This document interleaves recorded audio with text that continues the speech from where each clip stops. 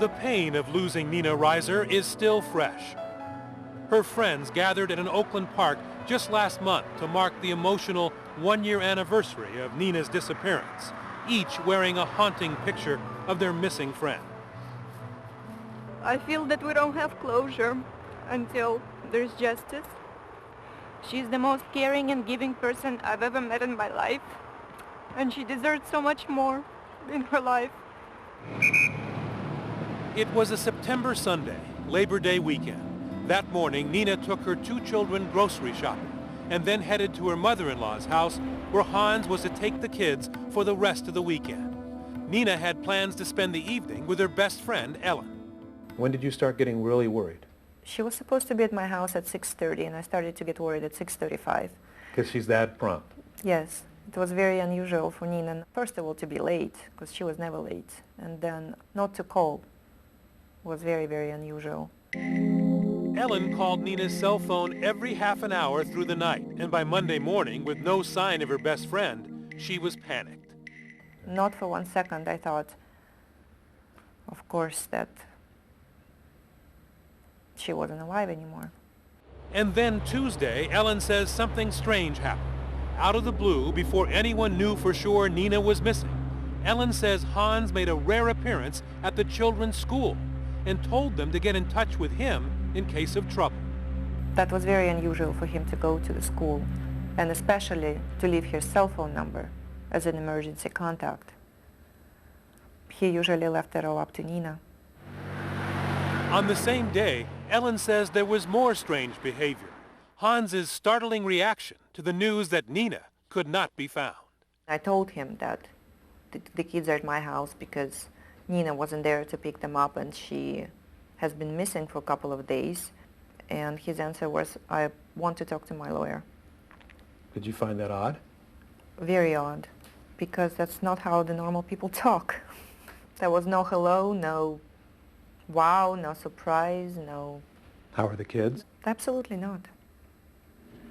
Not the reactions Ellen says she expected from an innocent man, like when he tried to evade police as they tailed him from the ground and the air, once even jumping out of his car and running for blocks.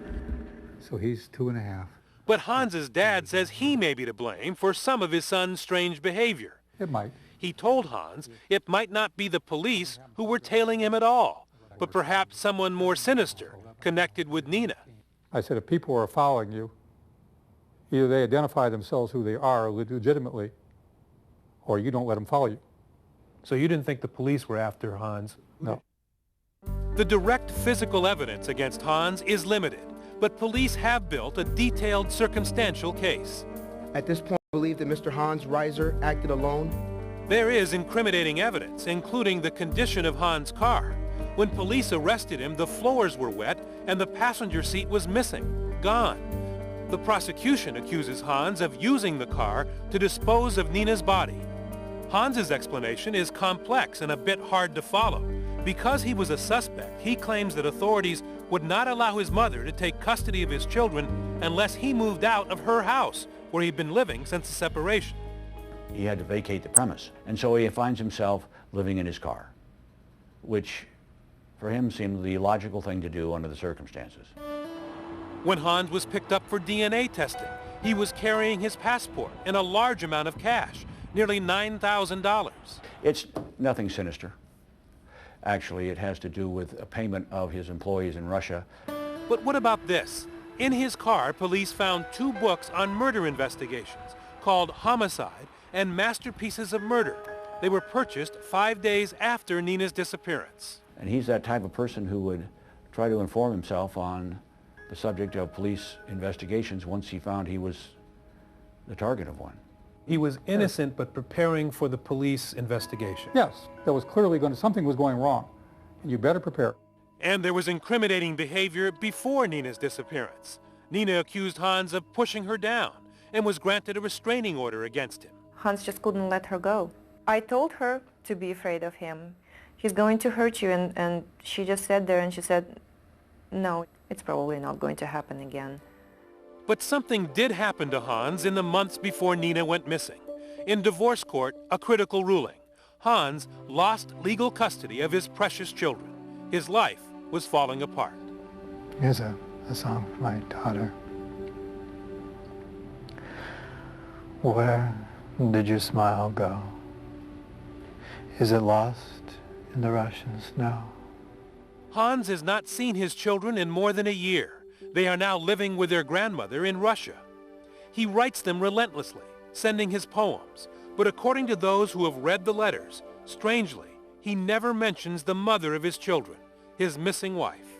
When you went to Russia, did the kids have the poems? They wrote back. The kids are writing back to him. But every letter has a question, where's our mom?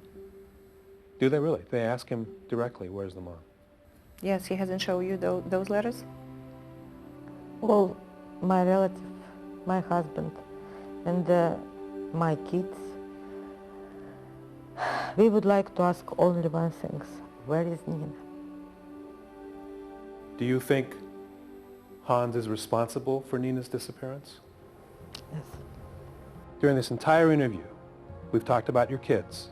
We've talked about your family and how much you loved your family. We haven't talked about a woman who's been missing for a year and whether or not you're concerned about that at all. Well, I'm very concerned, but I'm not going to talk about it before trial.